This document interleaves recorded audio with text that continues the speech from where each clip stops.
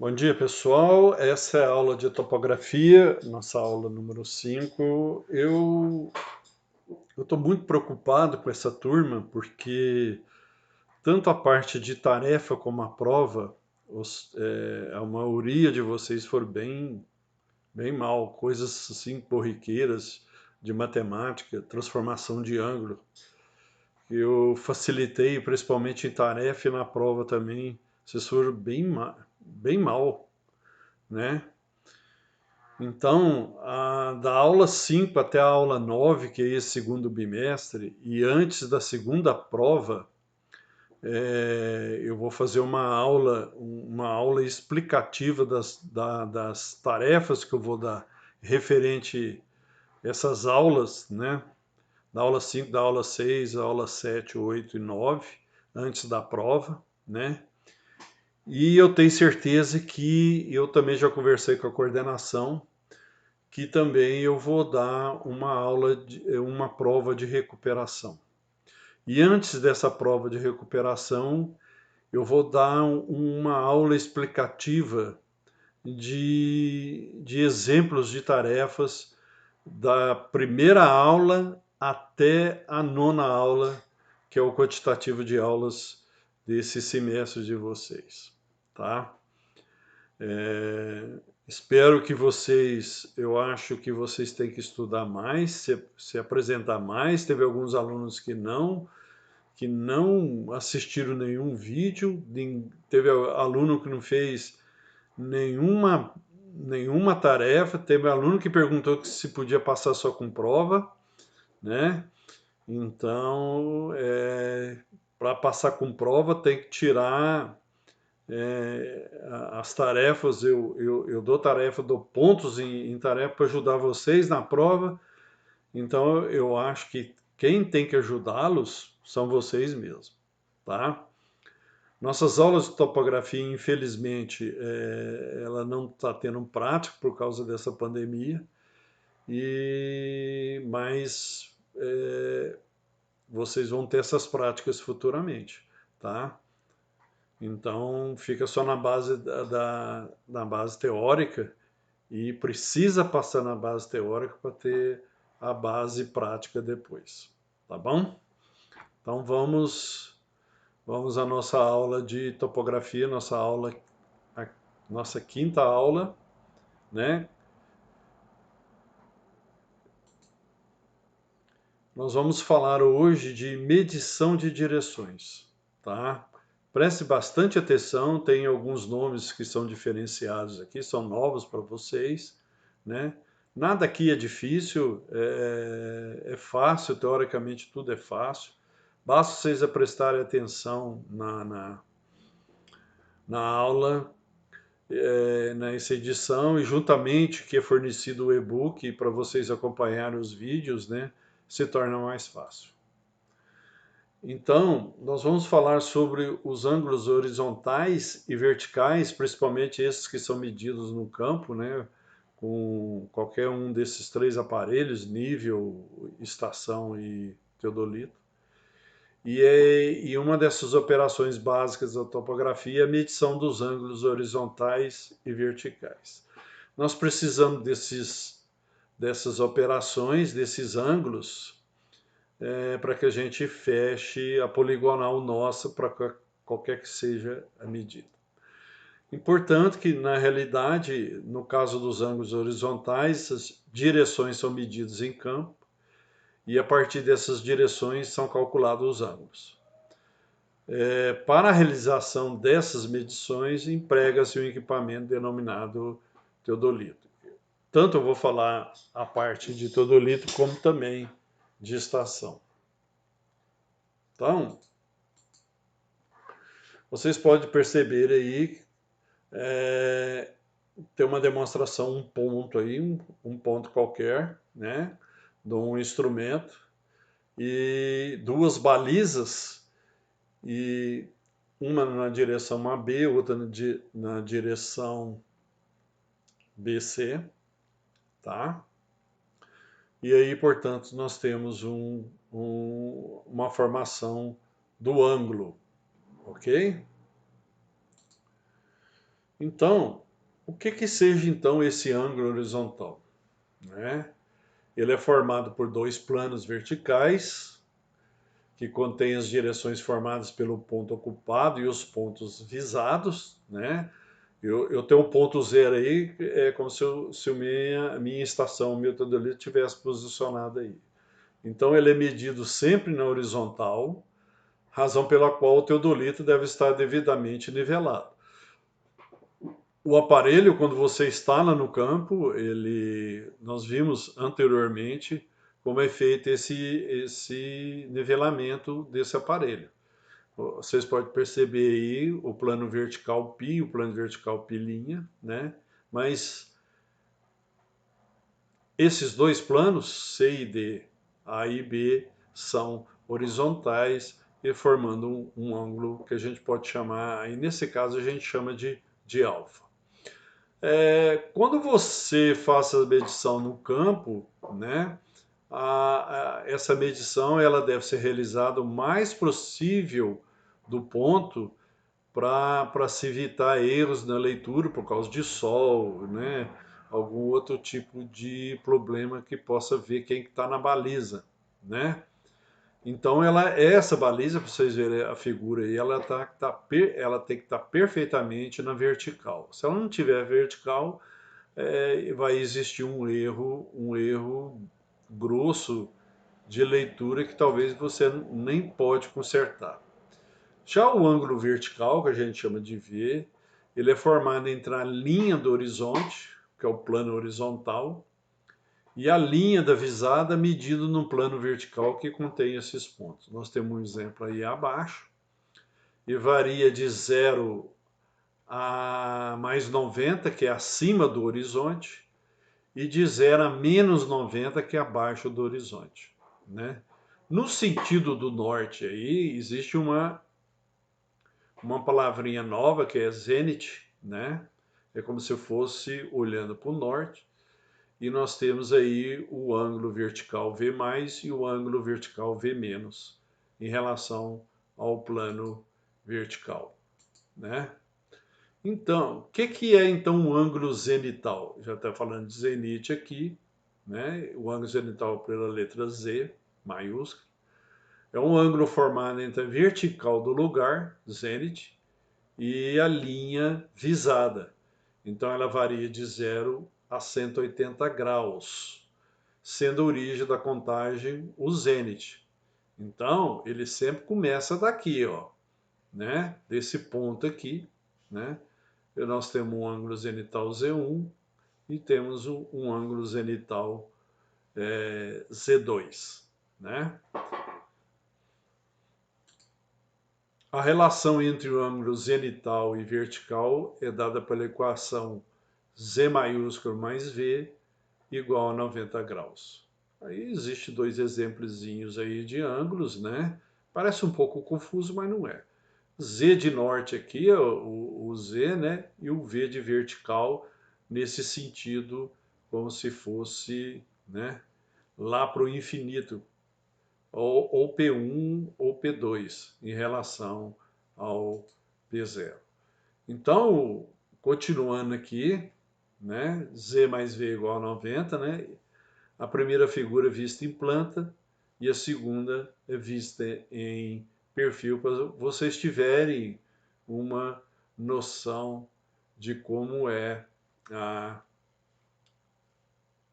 relação entre o ângulo zenital e vertical. Portanto, gente, vamos falar da medida eletrônica de direções. Em razão da topografia geodésica, os parâmetros essenciais são os ângulos e as distâncias. Tendo os ângulos e as distâncias, eu fecho a minha poligonal e pego qualquer medida que eu possa precisar no campo.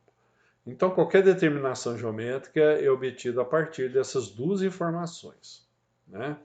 Então, falando um pouco disso aí, a evolução da microeletrônica, principalmente após a Segunda Guerra Mundial, atingiu também os equipamentos utilizados na determinação das grandezas citadas acima, fazendo com que a participação do operador na obtenção dos dados no campo se tornasse menos árdua, né?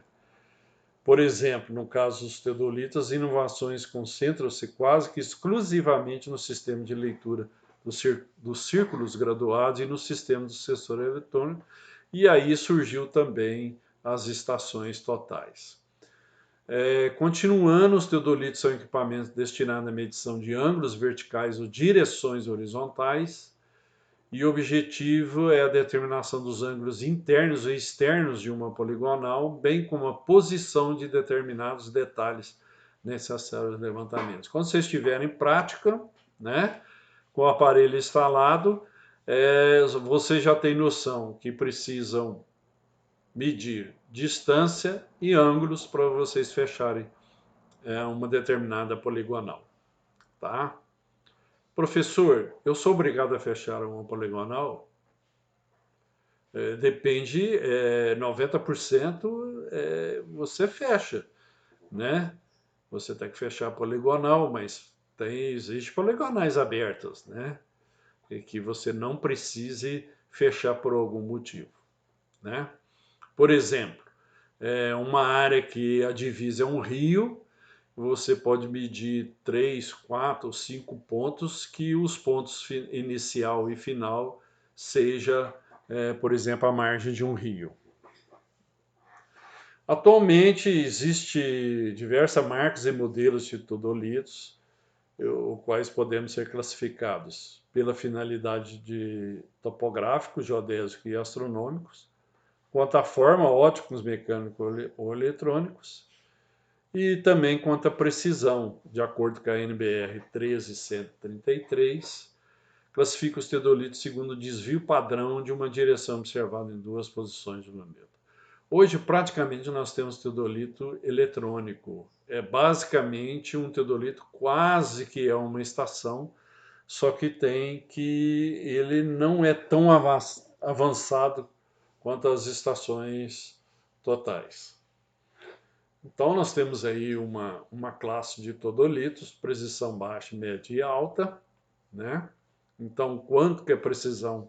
Se tiver um teodolito de precisão alta, é muito melhor do que uma precisão baixa ou média. A precisão do equipamento, ela vem sempre no manual do mesmo, né? Eu circundei aqui, ó, né? 5 polegadas, 1,5 micrônicos, né? A resolução são 360 segundos, né? É uma 0,01 milímetro, né? Então tem todos os dados técnicos, né? Um grado, né? Eu fiz questão de colocar aqui que 1 grado é 0,9 graus, tá bom? Isso é só mais uma curiosidade. Tem gente que não se importa, né, com os dados técnicos, vai colocando o teodolito ou a estação para fazer medida e não sabe quanto é de precisão de erro pode ter um aparelho, né? Então aí, o teodolitos, tá? Vamos falar de teodolitos agora. Nós temos um eixo vertical, um VV aí, que está em verde, né? É o eixo vertical principal de rotação do teodolito. A hora que você assenta esse aparelho em cima do tripé, né? Você já tem, com essa aula de hoje,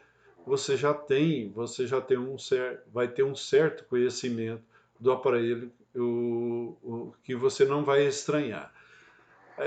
O ZZ que está em azul é o eixo, a gente chama eixo de colimação ou linha divisada, onde que você vai visar a mira, né? Ou os pontos que você vai ter que fazer. O KK, não o jogador de futebol, né? Brincando aqui, mas é um eixo secundário ou de rotação da luneta, que você pode, inclusive, rodar depois o aparelho aqui embaixo, né? Em relação aos parafusos calantes, né? Aqui do lado, aqui, ó, tem os parafusos micrométricos, porque a hora que você coloca o aparelho em cima do tripé, você tem que fazer o nivelamento, né? Então, o nível esférico aqui tem que estar centralizado, e os parafusos calantes também, a hora que você põe. Nós vimos isso na aula anterior, como se faz essa estabilidade, né? Do aparelho em cima do tripé. Então, de uma maneira geral, pode dizer que uma estação total nada mais é do que um teodolito eletrônico, medida angular, um distanciamento eletrônico, medida linear, e um processador matemático associados em um só conjunto. Então, a partir dessas informações medidas em campo, como ângulos de distância, uma estação total permite obter outras informações como a distância reduzida ao horizonte, que é a distância horizontal, desnível entre os pontos A, equipamento, e o ponto B, refletor, coordenada dos pontos ocupados pelo refletor a partir de uma orientação prévia. Então, além dessas facilidades que a estação total permite, ela permite também realizar correções no momento da obtenção dessas medições, ou até realizar uma programação prévia para aplicação automática de determinados parâmetros, como condições ambientais, temperatura e pressão atmosférica e constante do prisma. Diferente do teodolito, por exemplo, que é divisada a mira, a estação total, você faz a medição através da luneta e ela reflete por causa do prisma refletor, né? Vocês estão vendo a figura aí do prisma refletor. Quando ela bate aí em relação a esse prisma, é que está centralizado a medida, né? Então, além disto, você pode configurar o instrumento em função das necessidades de levantamento e pode até alterar valores como a altura do instrumento, a altura do refletor, unidade de medida angular, unidade de medida de distância, metro, pés, né?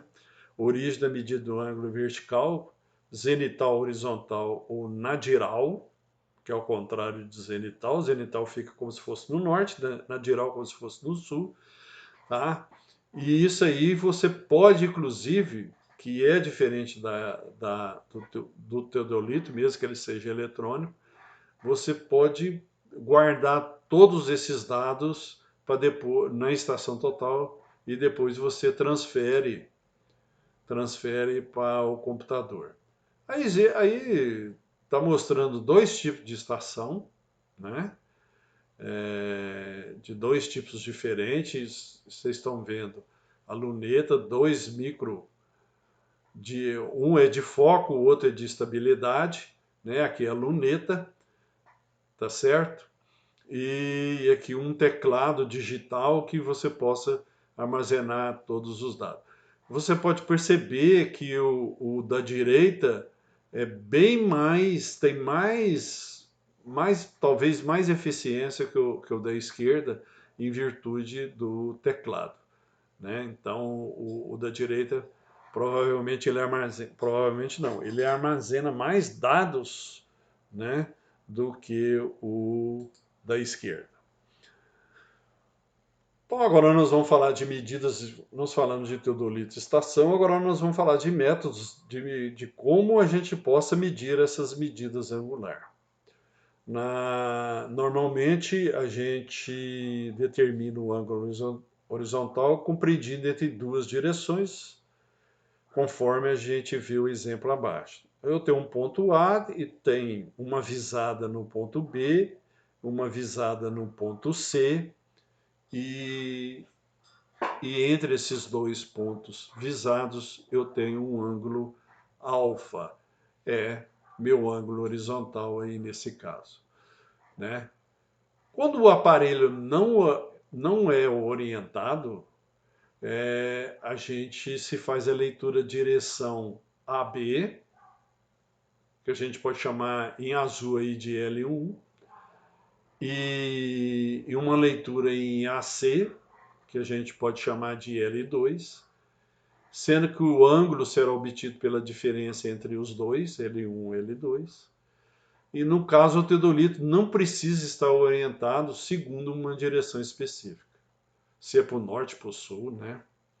Então o alfa aí será L2 menos L1, né? Se alfa for negativo, se nesse caso o alfa for negativo, você tem que somar com 360. Quando o aparelho é orientado na ré, o que é ré? Você está posicionado o seu aparelho como se fosse para frente e você visa o instrumento, né? Vai lá para como se fosse nas costas, né? E você faz a pontaria na estação do vante. No caso de uma poligonal fechada, se o cabeamento do levantamento for realizado no sentido horário, ele será determinado o ângulo externo, compreendido entre os pontos B a C, né? B a C, que é esse alfa aí. Quando o aparelho era orientado na avante, nesse caso é invertido assim, e ele somente será zerado na estação devante. Então eu coloco na avante, tá? E então ele é CBA. Nesse caso ele é CBA, então meu ângulo é interno, não é externo lá para fora. Existe essa diferença, tá? O que é deflexão?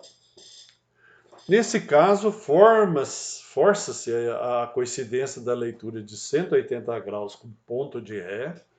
Né? Se o meu ré é lá no ponto A, é como se eu seguisse o B lá para frente, né? Olhando sempre para frente, não para avante, mas para frente. Isso equivale a teorias de graduação no prolongamento dessa direção.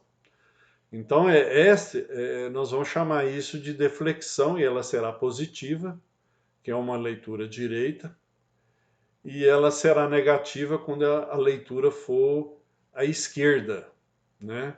E vai variar sempre de 0 graus a 180, né? Então aqui está dando um exemplo de deflexão entre B e C, é positivo. A leitura aí, nesse caso, é positiva.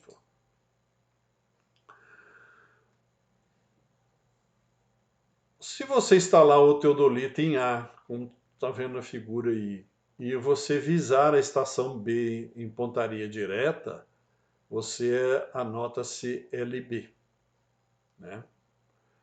A seguir, você visa a estação C, né? E lê-se LC.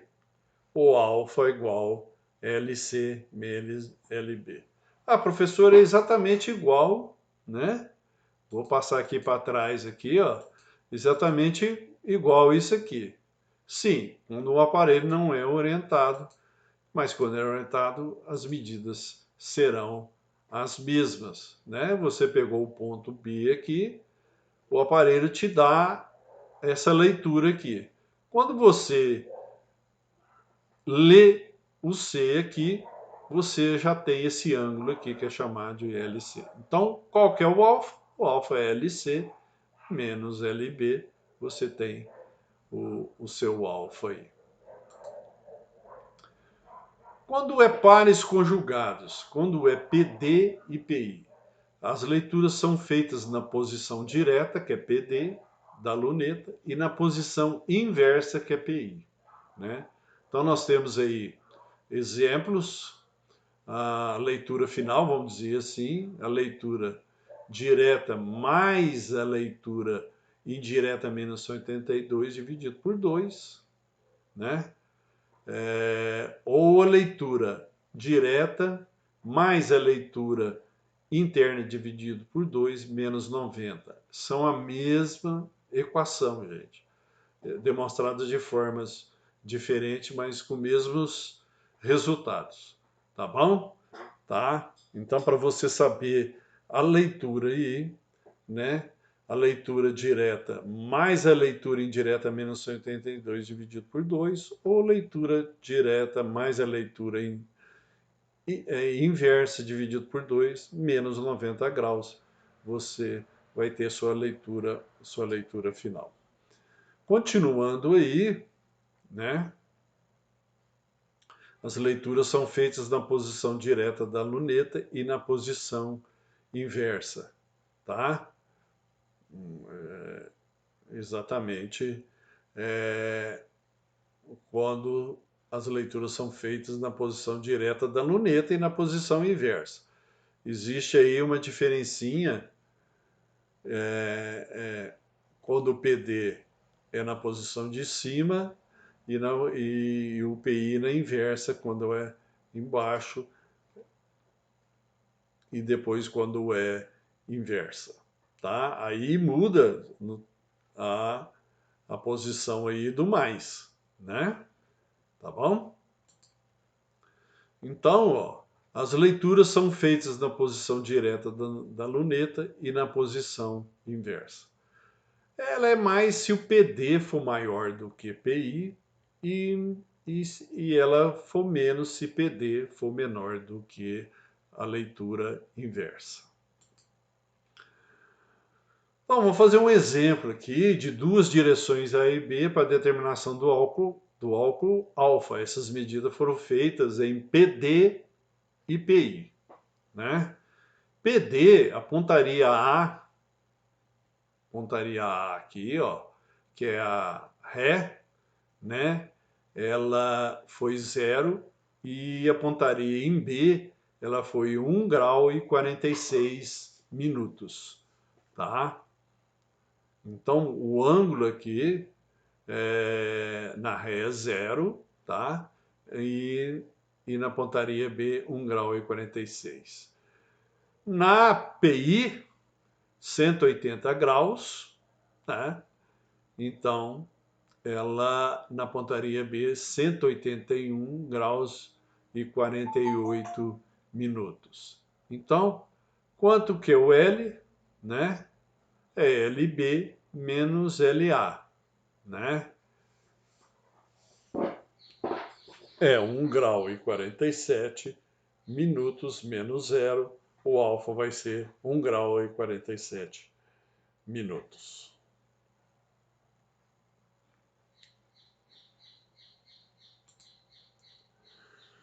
Medidas com reiterações. Reiterações significa medidas diretas, uma atrás da outra, né? Existem alguns teodolitos chamados reiteradores, que possuem um parafuso reiterador, que permite reiterar o limbo. O limbo é essa parte aqui, gente, de medição, tá? Ok? Você fixa um número de reiterações N e efetua-se N pares de leituras conjugadas, tendo cuidado de deslocar a origem da graduação de forma a cobrir todo o círculo horizontal. Aí deu um exemplo de uma posição 1, o ângulo em A é 30, aqui 0, 10, 20, 30, o B 50, então o alfa 50 menos 30, o alfa aqui, ó, certo? Vai ser 20 graus. Fácil, não tem como errar aí. E aí depois eu tenho uma medida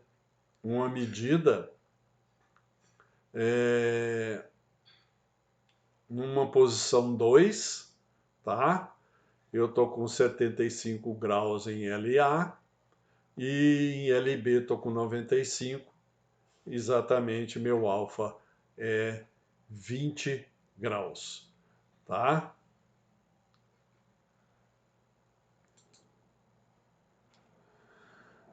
Eu tenho outro exemplo aqui, a posição 0 aqui, tá? Eu tenho um LA 120 e tenho um LB 140. Meu alfa vai ser exatamente os 20 graus. Eu, pela posição aqui, né? Vocês podem perceber aqui que eu, 120 e 140, o meu alfa vai dar, né? É sempre você pega a posição, né? Tá? Se eu tô com 0 aqui, eu tô com 75 aqui e o LB eu tô com 95. Tá meio apagadinho aqui, mas tá? dá para enxergar. Então, é possível utilizar toda a extensão do limbo, minimizando os efeitos do erro de gravação na graduação do equipamento. Eu gostaria que vocês, depois, com mais atenção, pegassem o e-book, né? E para vocês verem aqui, né? Se você pegar aqui, ó, alfa 1 mais alfa 2 mais alfa 3 mais alfa 4, se fez uma média aqui, dividido, porque são 4 ângulos. Se você dividir todos esses ângulos, dividir por 4, vai dar 9 graus, 8 minutos, 29,2 segundos, tá? Então, eu tenho esses 4 aqui, ó, né? Ângulos, e aí depois, final, eu tiro um ângulo. Aqui dá 9, 8, 30. Basta você pegar aqui o Vant menos o Ré, né? LB menos LA, não sei se vocês estão lembrados disso, vocês vão determinar o ângulo, tá? Ok?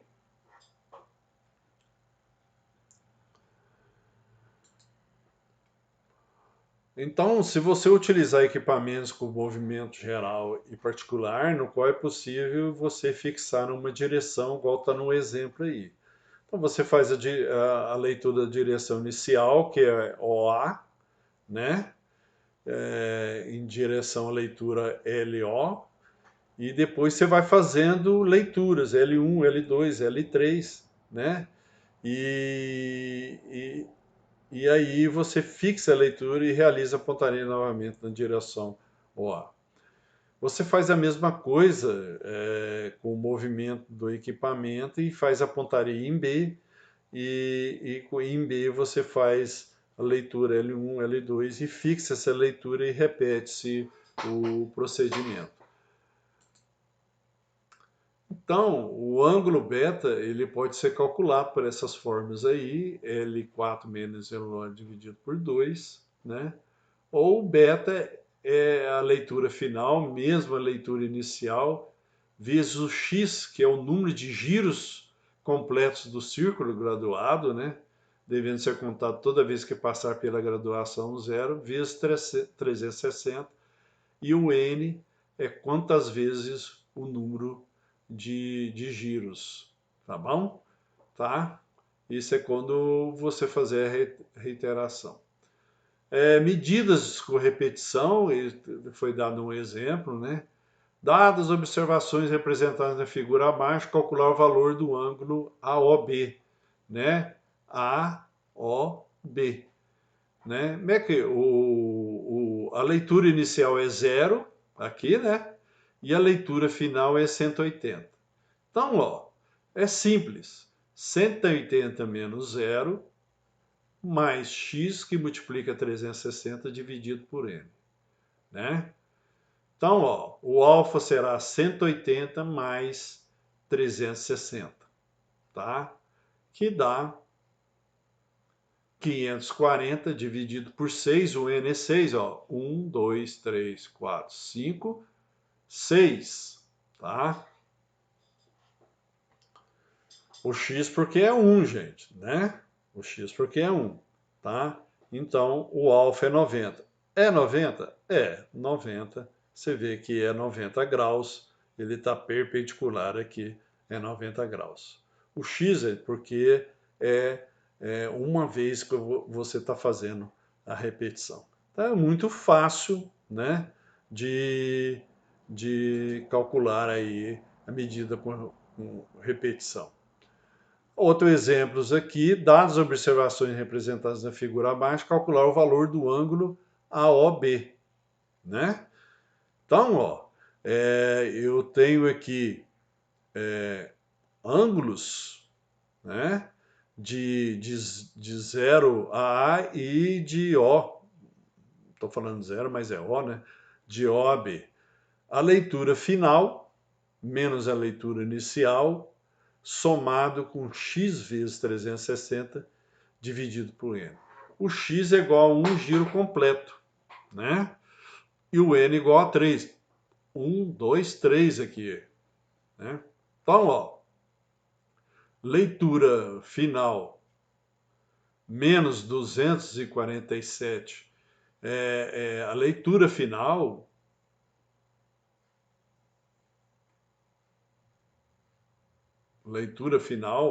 né, vai ser aí 110,33 menos 358 e 12 mais 360 dividido por 3 vai me dar um ângulo aí de 37,27. Tá certo? Ok? Tá? Então, ó, você vai pegar esse ângulo e diminuir, então, ó, você vai pegar 110 graus e 33, que é a leitura final, menos a leitura inicial, que é 358 graus e 12 minutos, tá? Vai me dar um ângulo negativo de 247 graus e 39, mas aqui foi um giro completo, tá? 3 medidas, mais 300 dividido. Então, esse ângulo aqui, ó, é 37 graus e 27. Facinho, né, gente? Tá? Agora nós vamos ver um procedimento de medida em campo utilizando primeiro o teodolito, depois a gente vai ver utilizando estação, né? Os procedimentos para medição utilizando teodolito é a instalação do equipamento, focalização em pontaria e leitura da direção. Você tem que fazer diversos procedimentos em campo de topografia que são realizados com auxílio de equipamentos como estações totais e os teodolitos. Esses equipamentos eles podem ser utilizados, os mesmos devem estar corretamente estacionados sobre um determinado ponto. Todo ponto ele deve estar corretamente estacionado e nivelado. Estacionar um equipamento significa que o mesmo deverá estar nivelado e centrado sobre esse ponto, gente. Para todo ponto que você for colocar a sua estação teodolita, ele tem que estar centralizado e nivelado. E essas medições, elas só poderão iniciar após essas condições serem verificadas. É muito comum diferentes profissionais terem sua forma própria de estacionar o equipamento, porém, seguindo algumas regras simples, esse procedimento pode ser efetuado de forma rápida e precisa. Nós vamos dar um exemplo a seguir de demonstração de procedimento para um estacionamento de uma estação total, com etapas que são a mesma para outros modelos de equipamentos que possuem prumos óticos ou a laser, tá bom? Então, só seguir essas regrinhas aí que, né? Primeiro, você tem que instalar o tripé e retirando o instrumento da caixa, claro, né? E para você estacionar um equipamento de medida sobre um determinado ponto topográfico, o primeiro passo é instalar o tripé sobre esse ponto. O tripé, gente, a gente aconselha para quem vai operar o teodolito ou a estação total que seja na altura mais ou menos do nariz. Então, quando você colocar e nivelar o tripé, você tem que ter a noção que o tripé vai estar mais ou menos na posição do seu nariz. Por quê? Porque a luneta vai ficar na posição dos seus olhos.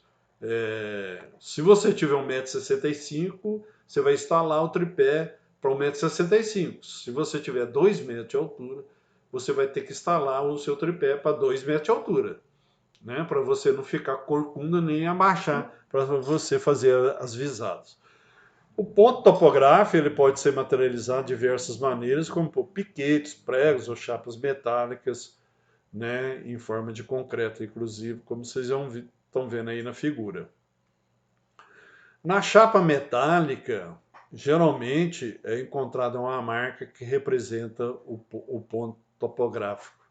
Muitas vezes quem faz o curso de referenciamento ou com um curso de georreferenciamento com GPS, você pode cadastrar no IBAMA.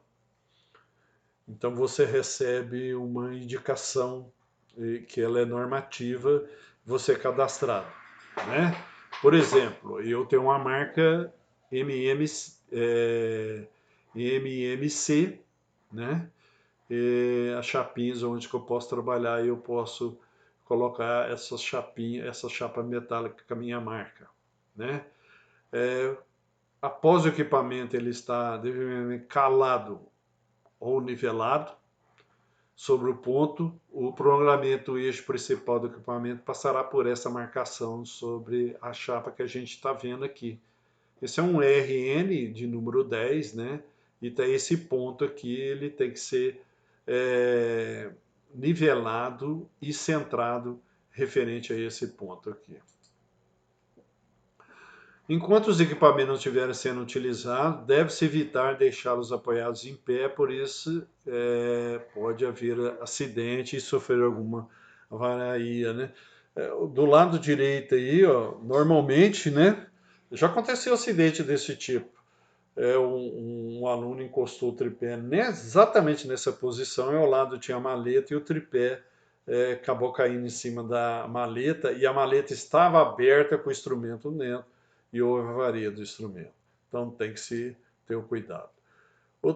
O tripé possui parafusos ou travas que permitem o ajuste das alturas das pernas, né? Você vai balanceando, abrindo as 3 pernas em forma que você possa, do jeito que eu falei, nessa posição do nariz do operador, né? E no tripé existe 2 pontos que a gente deve observar para facilitar a instalação do equipamento. O primeiro é que a base do tripé deve estar o mais horizontal possível, né? Vocês estão vendo aí a figura do lado esquerdo, e que através do orifício externo na base do tripé deve-se enxergar o ponto topográfico. Então, se você olhar ali, se for nesse ponto aqui, você está vendo que é um ponto de concreto, uma chapinha, né? Se for um piquete, nesse piquete tiver um prego, é exatamente para facilitar a visada do prego, tá? Terminada essa etapa, vocês podem ver do lado esquerdo a posição do tripé, né? Ele deve ser retirado com o cuidado do seu estojo. O importante é deixar o estojo fechado em campo para evitar problemas com umidade e sujeira, além de dificultar a perda de acessórios que ficam guardados no estojo. Parece que é redundante essas preocupações, mas tem muita gente que abre, deixa aberto, né? E de repente dá uma ventania. Isso já aconteceu comigo em estradas, né? Como é que você faz a centragem e o nivelamento? Centrar um equipamento sobre um ponto significa, uma vez nivelado, o prolongamento do seu eixo vertical, como a gente está vendo a figura aí, ó, também chamado principal, que ela passa exatamente sobre esse ponto. Na prática, esse eixo é materializado pelo fio de prumo, ou prumo óptico, ou prumo a laser, dependendo um dos 3 pontos que o aparelho possa te indicar. Né? Na estação total, geralmente, o teodolita vem com um fio de prumo, né? E tem algumas estações totais com um prumo a laser.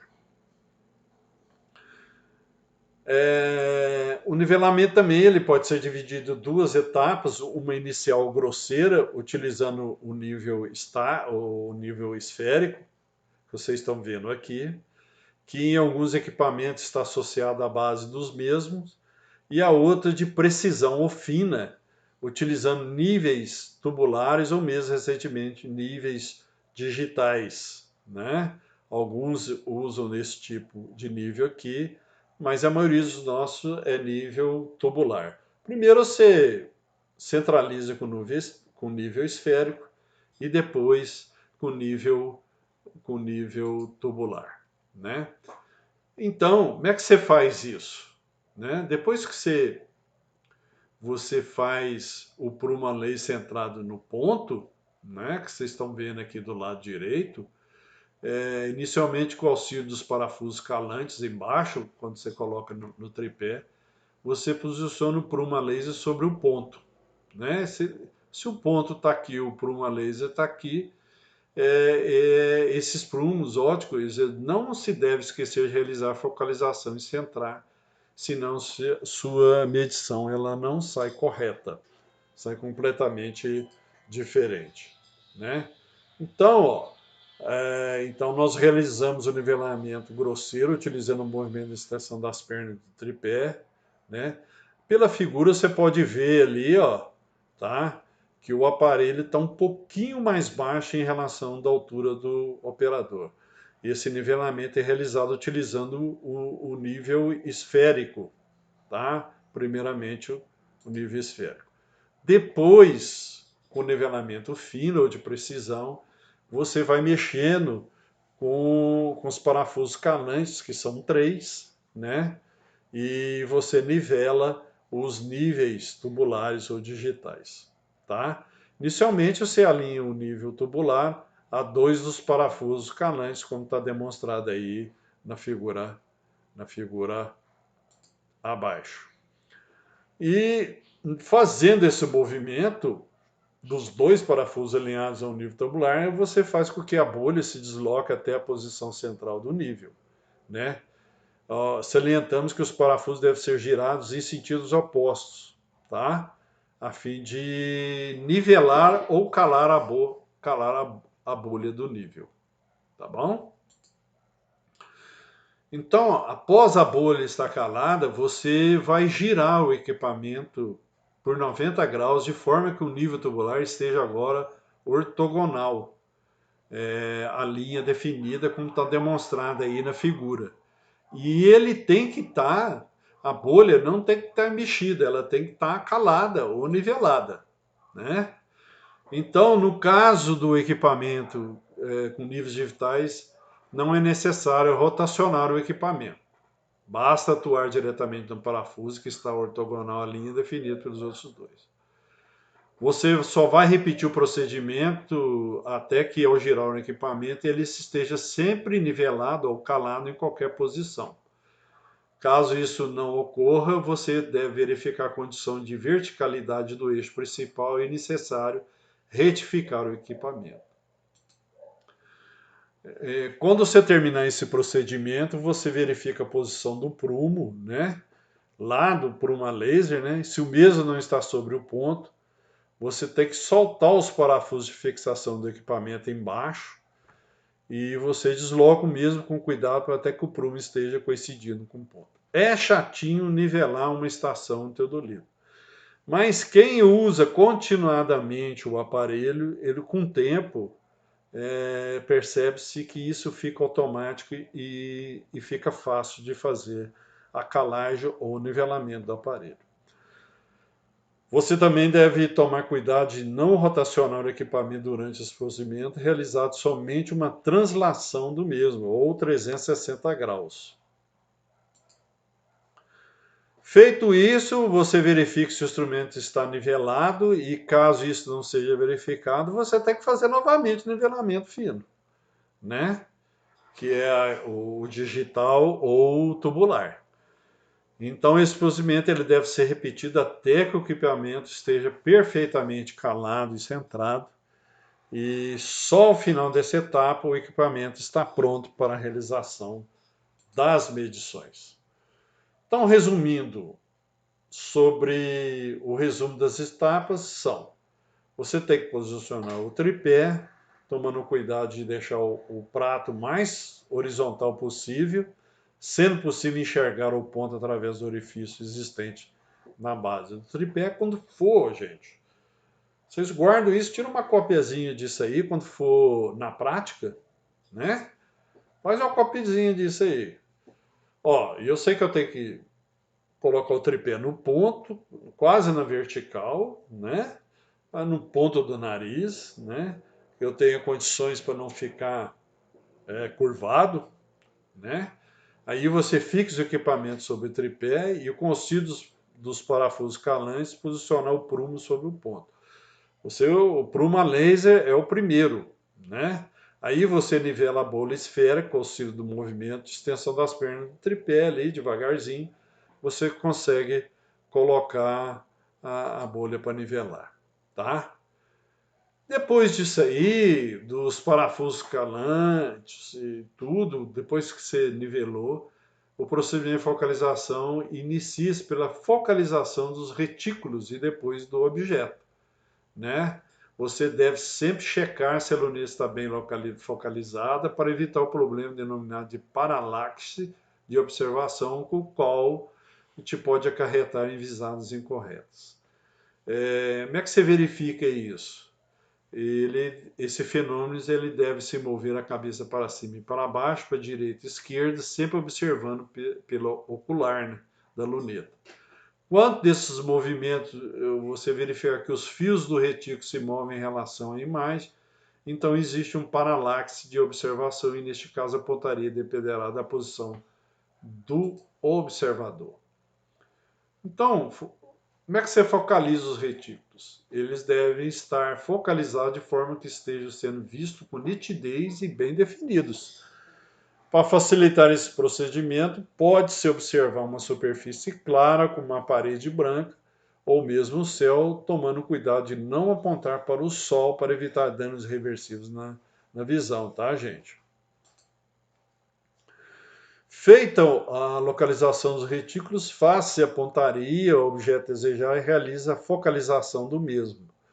Você vai testando para ver se há problema de paralaxe, né, um deslocamento aparente de um objeto em relação a um referencial causado pelo deslocamento do observador. E caso seja verificada a ocorrência da mesma, deve-se realizar nova focalização no objeto. Aí você vê aí o deslocamento da imagem em relação ao retículo, né, A, B e C, aí você pode ver, né, o, o FS, o FM, o FI, né, até você focalizar, tá? Como você faz a leitura depois da realização em equipamentos?